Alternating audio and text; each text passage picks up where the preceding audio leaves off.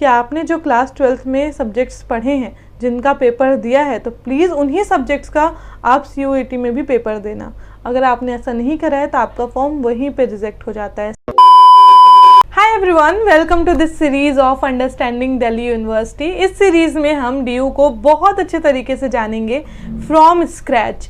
As a DU student myself, almost graduate I will say, so मैं आपको यहाँ पे सारे अनफिल्टर्ड ओपिनियन दूंगी कि क्या है क्या नहीं है, क्योंकि बाहर से आपको जो हाइप दिखती है वो अलग होती है, बट जो बच्चा यहाँ खुद पढ़ रहा है क्या क्या चीज़ें फेस करनी पड़ती हैं जो आपको शायद कोई और ना बताए। I will tell you everything, ठीक है। सो पहले ही सब्सक्राइब कर लो। एंड हाँ, आपकी जितनी भी चीज़ें होंगी अभी से लेकर आपके एडमिशन मिलने तक, प्लस आपकी कॉलेज लाइफ में भी क्या क्या चीज़ें हैं, आपको कोर्स सिलेक्शन कैसे करना है, बहुत सारी चीज़ें होती हैं एडमिशन मिलने के बाद भी, तो वो भी मैं आपको इसी एकमात्र चैनल पे बता रही होंगी। तो प्लीज़ मेक श्योर कि आप इस चैनल से बने रहो। एंड ना सिर्फ DU के लिए, बल्कि मैं आपको इसी चैनल पे BHU JNU के बारे में भी बताऊंगी, और प्लस ऐसी यूनिवर्सिटी या ऐसा कोई आपका डाउट होता है जो आपको पूछना है तो आप मुझसे पूछ सकते हो। मैं उस पर रिसर्च करके, अगर मुझे नहीं पता है, क्योंकि ऑफकोर्स बहुत सी यूनिवर्सिटीज़ हैं और सबके बारे में मुझे नहीं पता है, तो मैं उस पर रिसर्च करके आपको सारी इन्फॉर्मेशन दे दूँगी। So yeah welcome to episode 1 of understanding Delhi university. तो इन दिस एपिसोड हम DU का पूरा एडमिशन प्रोसीजर, जो इतना कॉम्प्लेक्स है, जिसमें आप लोग इतना कंफ्यूज हो जाते हो, बहुत शॉर्ट में और बहुत क्लियरली समझने वाले हैं। अगर आपको उस पर भी कोई डाउट होता है, कुछ भी पूछना हो, तो आप बेझिझक कमेंट कर सकते हो। मैं आपकी माइनर से माइनर क्वेरी का भी रिप्लाई करती हूँ, या फिर आपको कुछ और भी पूछना है तो आप मुझे इंस्टा पे DM कर सकते हो। बट DM करने से पहले please make sure to follow, क्योंकि नहीं तो आपकी जो मैसेजेस होंगे वो हिडन रिक्वेस्ट में चल जाएंगे। एंड सेकेंड थिंग कि प्लीज़ बस हाय मत लिखना, क्योंकि of course I will not reply to hi. And अगर आप मुझे हाय लिखते हो और फिर आप उसके बाद मुझे दोबारा मैसेज नहीं डाल सकते अनटिल अनलेस मैं आपकी रिक्वेस्ट एक्सेप्ट ना करूं। तो प्लीज़ एटलीस्ट इतना लिख देना कि आपको हेल्प चाहिए CUET के रिगार्डिंग, या फिर आपकी कोई भी क्वेरी है, पूरा आप एक ही मैसेज में लिख देना, ठीक है। So yeah moving on to the video. देखो, आपका जो भी एडमिशन प्रोसीजर होता है ना DU का, वो एक वेबसाइट या पोर्टल पे पूरा वर्क करता है, दैट इज़ CSAS, जो इसको CS भी बोलते हैं बहुत लोग, जो भी आपको बोलना हो, ठीक है। एंड इसका रजिस्ट्रेशन स्टार्ट हो चुका है। तो हाँ, ऑफिशियली DU का रजिस्ट्रेशन या फिर DU का एडमिशन प्रोसीजर स्टार्ट हो चुका है। बट जैसे कि मैंने आपको कम्युनिटी पोस्ट में भी बताया था कि प्लीज़ अभी जल्दबाजी मत करना, थोड़ा सा रुक जाओ, 1-2 दिन रुक जाओ, ठीक है। अभी क्या होता है ना कि आप जल्दबाजी में बहुत सारी चीज़ें गलत कर सकते हो। अभी ये पोर्टल बहुत टाइम तक के लिए खुला है, ठीक है, कम से कम 2 से 3 हफ्ते तो ये खुला है। तो प्लीज़ जल्दबाजी मत करो, बस अभी आप रजिस्ट्रेशन कर लो। रजिस्ट्रेशन करने के बाद आप ना एक बार फॉर्म को गो थ्रू करना, ठीक है। एंड उसके सारे कॉलम्स देख लेना क्या क्या है। अगर आप किसी कैटेगरी से बिलोंग करते हो, या फिर आपको कोई कोटा लग रहा है, लाइक माइनॉरिटी कोटा लग रहा है, या फिर आप ECA से हो, या स्पोर्ट्स का कोई कोटा लग रहा है, तो इस सब के ना आपको डॉक्यूमेंट्स लाने पड़ते हैं।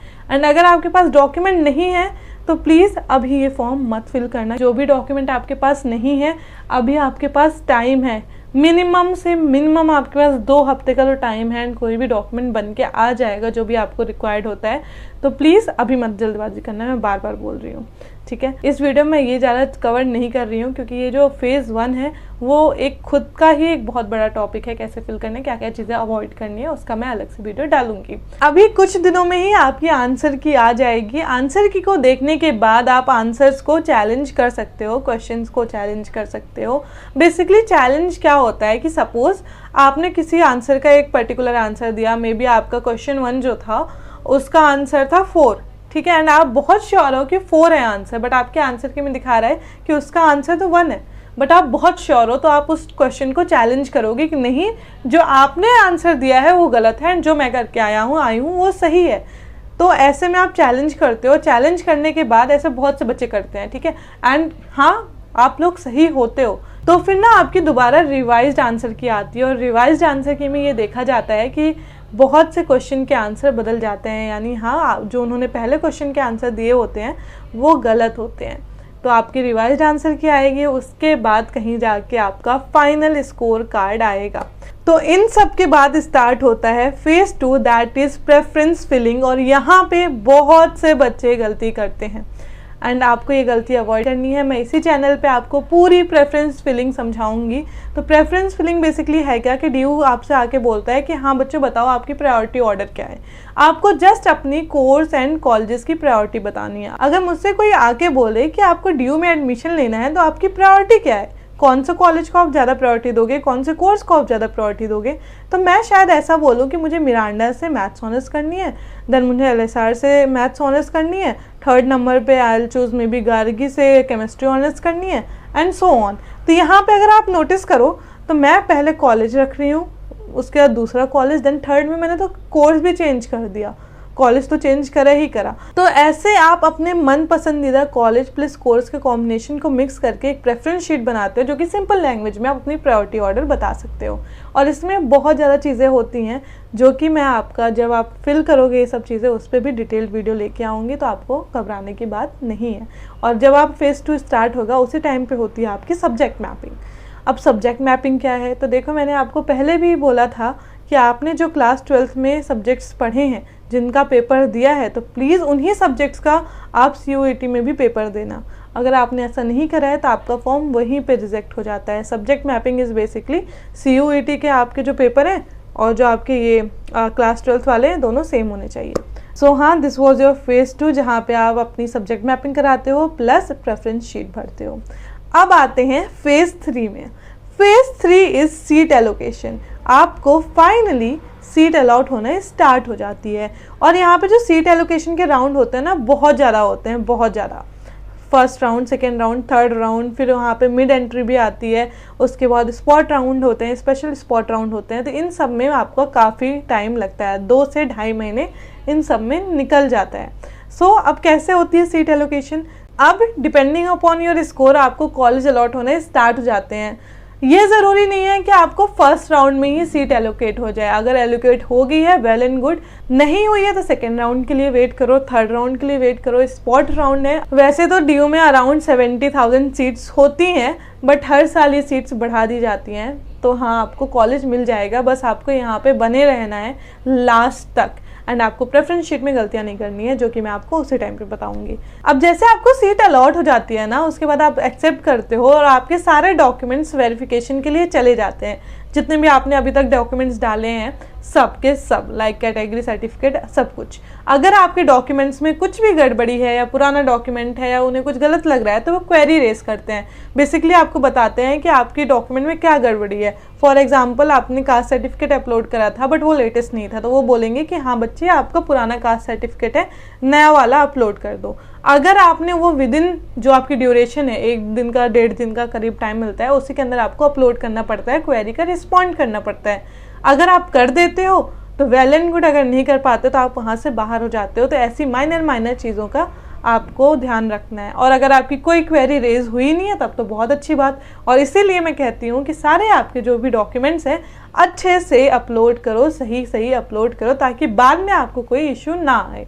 डॉक्यूमेंट वेरिफिकेशन हो जाने के बाद आपको उस कॉलेज प्लस कोर्स की ना फ़ी पे करनी पड़ती है। ऑल्दो ये फ़ी मिनिमल होती है एक्सेप्ट कुछ कोर्सेज़ की। तो हाँ, आपको पूरा ना अमाउंट रेडी रखना है पहले से ही कि इतना आपको लगेगा, क्योंकि आपको पूरे साल भर की फ़ी पे करनी होती है। अब बात आते हैं कि आपको एक ऑप्शन मिलता है कि क्या आप ये जो सीट है उसको फ्रीज़ करना चाहते हो या अपग्रेड करना चाहते हो। फ्रीज़ इज़ बेसिकली कि आप इस सीट से सेटिस्फाइड हो और आपको अब कहीं भी काउंसलिंग में पार्ट नहीं लेना। अब बस आप इसी कॉलेज में जाओगे और पढ़ना स्टार्ट कर दोगे आफ्टर ये जो एडमिशन प्रोसीजर है वो ख़त्म हो जाए।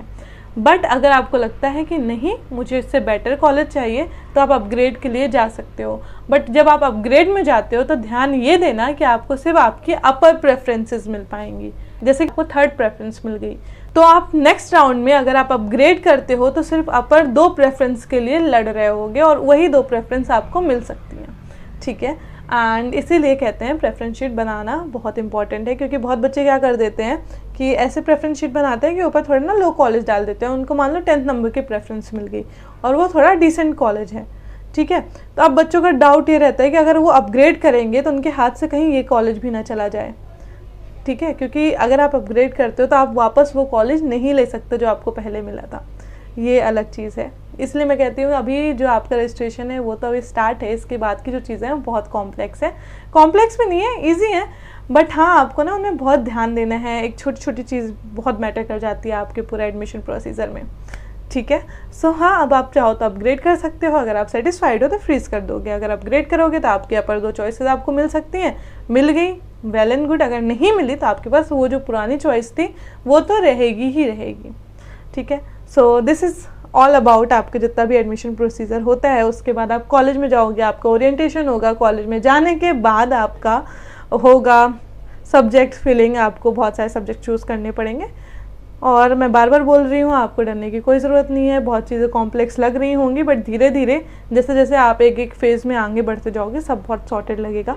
आई होप आपको इस वीडियो से काफ़ी आइडिया लग गया होगा कि क्या कैसे करना है। अगर कुछ भी पूछना है, कुछ भी लिटरली इतना से भी डाउट है तो आप प्लीज़ कॉमेंट कर देना। एंड मैं आपको अभी भी यही कहूँगी कि प्लीज़ फेज़ 1 फिल करने में जल्दबाजी मत करना, कहीं आप गलती ना कर दो। अपने सारे डॉक्यूमेंट्स पहले रेडी करो, उसके बाद फिल करना, ताकि आपको बाद में फेज़ 3 में ये दिक्कत ना आए, ठीक है, कि आपने कोई गलत डॉक्यूमेंट कर दिया और आप बाद में क्वेरी का रिस्पॉन्ड नहीं कर पा रहे हो, ठीक है। ऑल्दो मैं आपको एक डॉक्यूमेंट में कौन से डॉक्यूमेंट कैसे दिखता है, क्या चाहिए, सब कुछ बता दूंगी, ठीक है।